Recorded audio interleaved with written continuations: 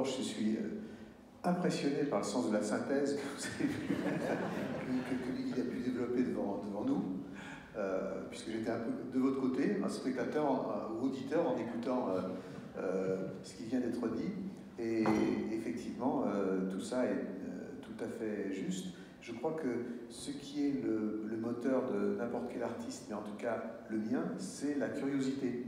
Et c'est finalement ça, le fait, à une époque où on parle beaucoup d'intelligence artificielle, où on a peur justement de se dire qu'on puisse être remplacé par des machines, il y a une chose qu'on ne remplacera pas, c'est justement la curiosité. C'est le fait que une idée musicale, au fond, puisqu'on parle d'inédit, c'est quelque chose d'inédit qui vous vient.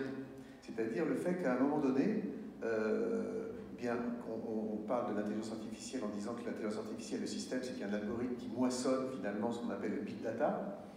Au fond, une idée qui arrive d'inattendue et inédite, pour vous en tout cas, c'est finalement la résultante de quelque chose qui s'est fait dans votre cerveau, dans votre cœur, si j'ose dire, d'un moissonnage dans votre propre analogue, notre propre data analogique, c'est-à-dire vos souvenirs, votre vie, votre culture, vos amis, tout ce qui fait votre environnement et votre ADN sur le plan des émotions.